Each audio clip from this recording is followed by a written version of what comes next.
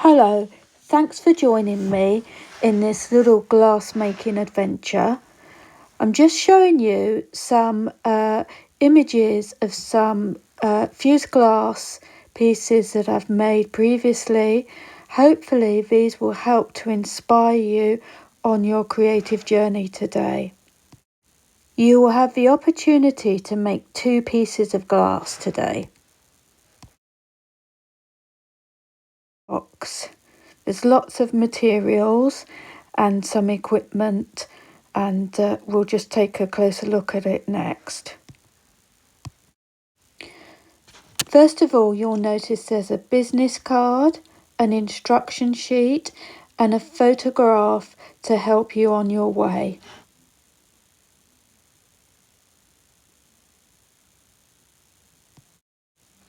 There's a pot of PVA glue.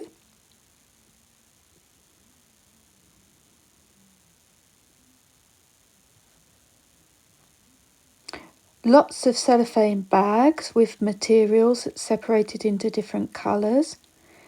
And quite importantly, a label. Please could I ask you to write your contact details on the label but not peel it off, just place it in the box. So here's an example of some of the cellophane bags with some of the materials in. There's some big pieces called chunks of glass, and there's some fine pieces called frit.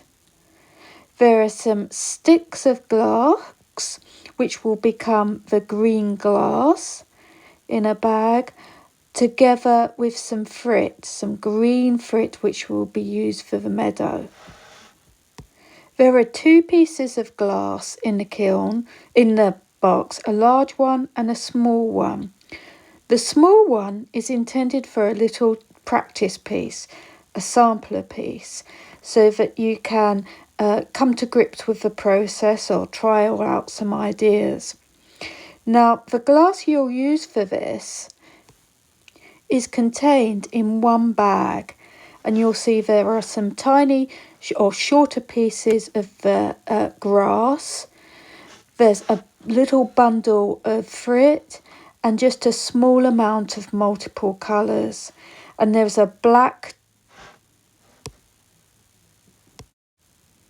dot on this bag to help you recognise that this is the bag that you will be using for the small pieces of glass.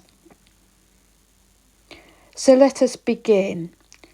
First, you'll take the small square of glass and place it on a surface. I like to place it on a piece of paper, so I've sent some paper with you for you to use, and you'll find that this is very helpful to catch any spills. Also, sometimes I place it on top of the PVA pot just to sort of create a little plinth. Next, you should cover the surface with a medium amount of the PVA glue. I do this with the lollipop stick. I just dip it in and spread it evenly across. Now we will begin the process of applying the glass. Having first separated the pieces in the bags into separate categories, I'm now ready to start using that glass, and I am going to choose the little pile of green frit first.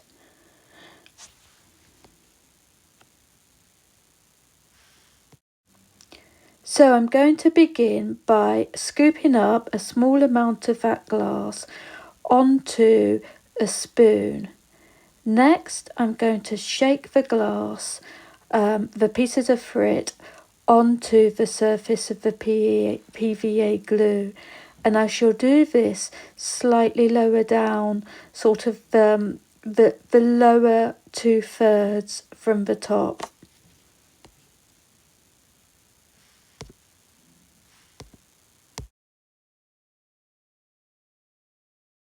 Next, I shall add some of the slightly taller stems of glass or pieces of grass.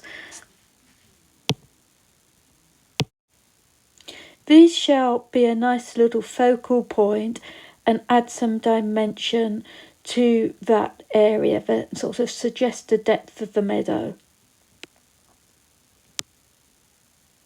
I like to sprinkle some of the glass sort of in the top third as well, just a small amount.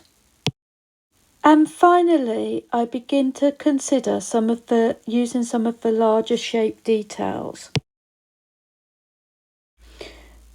Once I've separated them out, I begin to sort of think about what I can use them for. Perhaps I'll use them for petal heads, such as these.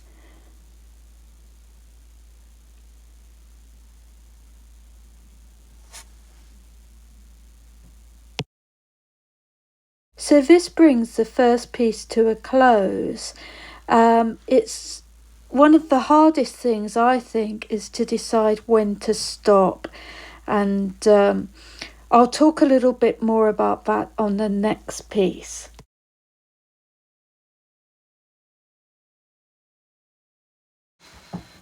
So now we'll begin to think a little bit about the main piece of glass. And it's worth having a look at the example in the photograph and just having a look at the depth and of the layers and the size of the pieces of glass and how they have been arranged. The colours sort of combination is entirely up to you. I like a little bit of drama, but I think it's more important to consider the scale and the sort of space in between. So this is created in much the same way. We take the larger piece of glass and we spread some PVA on it, and then take some time to look at the little bags of colour. You'll see that there's some medium frit and some larger frit. There's a multicoloured bag with some sort of yellows in, and some other bags, for instance this one here with some cooler colours in. There's a bag with the green strands of glass in, as well as multiple colours or multiple tones of the green, as well as some chunks of green.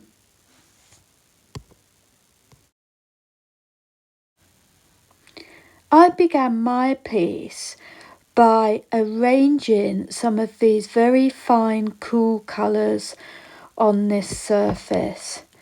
Now it's worth taking a closer look at this surface here. I'm going to mention this because these colours change quite a bit. The slightly larger, deeper lilac-y colour in the corner here, the long piece in the corner, is actually a deep fuchsia colour, and it comes out quite sort of plummy fuchsia. And these colours here, the ones where they're free, they change to a pinkish colour as well. The baby pink colour does not change. There are a few colours that do change, and I will mention them as we go. So I've arranged those, as you can see, and now I decided to place some of the green stems or green pieces of glass, which will represent the meadow, the grass of the meadow across the surface. I spread about 5 pieces out just to sort of mark off the left side and the right side, and the sort of average height where I was going to have that horizon line. I'm careful not to have a very straight line that will look sort of very primitive. Once I've done that, I begin to add a little bit more detail in terms of more strands of grass, but also some of the chunkier bits of glass. I find that it's a really good point to add those, because we do layer the glass, and I like to show that there is an under and over, or an in and out, and there is some depth created by this. Following this, I begin to add the colours that will represent the flower heads or the petals going towards the top, as you can see here. And again, I'm careful not to create very straight lines.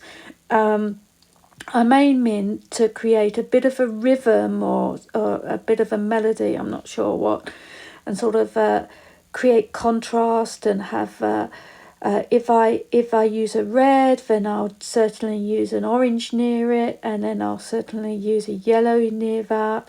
And if I use a warm yellow adjacent to it, I will apply a cool yellow. So we're sort of creating a bit of a conversation within the piece. And the same with the green tones. Then if we've got the warm colour scheme, I will sort of create a bit of contrast by applying the cool colours. You know, I've already got those pinks and the lilacs in there, which are so abundant at the minute, and the blues of the cornflowers as well. So have a really good examination of the colours, the chunks that are in the box or in the packages, because I've selected them with a view in mind that they are the colours of this changing season. Now, during that process, you might notice that there are some chunks of glass larger than the others. And for the most part, this will be okay. But I found one that I really like the colour, but I wasn't happy with the size.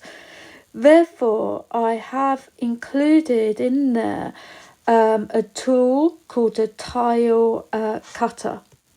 The cutter has a little wheel on the bottom of it, and that's used for scoring the glass. You sort of drive the wheel across the glass and create a fracture line with it.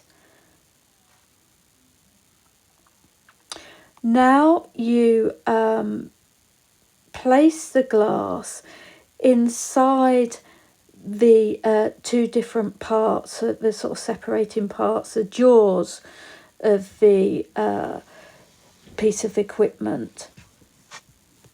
And you place it in there with the score line running parallel to this sort of proud triangle here that's poking out. It's a guideline. And you sort of wedge it between the jaws of the tile cutter, and you squeeze gently. I hold my hand above because it does fracture the glass and split it in two. When you squeeze it, it sort of cracks the fracture line. I've popped some safety glasses in there for you to use, but it's not hazardous, but you do need to be mindful that the glass might flirt out a little bit. So once you've done that and you've cut out the glass, if you should choose to do so, you just continue to arrange the larger chunks of glass around the sort of top third of the square. Following that, you might choose to go back in and add some of the tiny pieces of glass. There is a bag there with some what looks like very insipid yellow glass, as well as some very insipid orange glass, and I need to warn you about that bag. The reason I'm going to do that is because that glass changes. You can see in this little corner here that there's some of that orange glass there, just in that corner next to that cool piece of yellow glass. What happens with both of those two glasses is that they transform and they become very, very bright. The yellow, which almost looks transparent, changes to a bright yellow piece of glass, and so you need to use it with some sort of consideration or caution depending on your intention. And the orange glass transforms into a transparent poppy colour, and both are quite delightful, but you do need to be aware of what you're using. This is the glass that I'm talking about here. Now, when you have completed, your piece may look something like this, or it may not. When I finished, I always feel a little bit sad, and I start to sort of think, oh, that's a bit rubbish. And I think you do need to have a bit of a discipline and also a bit of an optimistic spirit. I tend to I know that's going to happen now, and I also know what is going to happen in the kiln, and so therefore I've sort of trained myself to sort of get to a point where I say, right, that's it, it's done, and I literally sort of walk away from it. You won't be able to walk away from it as quite so quick, I understand that, and but also you do have the sort of bake-off time limit as well, so that should help you to sort of not go mad and start titivating a bit too much. When it's finished, it's what you need to do with any of the PVA you have left is to water it down somewhat until it's sort of the consistency just a little bit thicker than milk and just a little bit thinner than single cream. There I go, being pedantic. And sort of dribble it on the top. So your pieces will sort of almost look like they're swimming or they're taking a bath in PVA, and hopefully you can see evidence of that with all these sort of white puddles on this piece of glass here. And if you were working at my studio, that would not be necessary, but it's something I ask people to do in order for us to get it back to the studio without it moving about too much. So that would be really helpful if you can do that. But further to that, it'd also be really helpful if you can manage to do that without sticking it to the box. So you've got another little challenge there. If you can let it dry, I tend to put it on the radiator for 20 minutes, something like that, as long as the radiators are not extremely hot. That would be a good thing. And then you could cover it in the tissue paper, or you might want to just lay it in, inside the box and then just sort of place a tissue paper on top to stop it sticking to the box. So I'll let you work that one out. Any spare materials, if you're able to send them back to me, sort of scoop them up and pop them in a cellophane bag, that would be most helpful. Even if they're all mixed up, I don't mind. I do some work with some primary schools, and those children are quite happy to sort of categorise the colours with their tiny little fingers, so that's quite nice. Separate them all out, and some children just splash it all over too. So yes, absolutely no glass is wasted. That's against my principles. And if you could pop the PVA jar back in the box, that would be most helpful too. Close the box up. You can keep all the other bump, either dispose of it or, take it back. It's really entirely up to you. Thank you so much for watching. In the next week or so, I will be having available both as finished items and as little craft kits, some Christmas robins and some Christmas holly designs. So they're my latest thing, as well as some Christmas decorations that are sort of inspired for children's making projects. So that's something to bear in mind. And if you fancy that, have a look on Facebook or have a look in my website or send me a message, and we'll see what we can do. So I do hope you enjoy making the project today. It's been a pleasure and an endeavour. The endeavour has been making a video. Just about everything that could have happened, could have gone wrong, has gone wrong, and I won't bore you with the details, but let's just say this was not the video that I planned or filmed, and so needs must, and the show goes on. Enjoy. Thank you very much. Goodbye.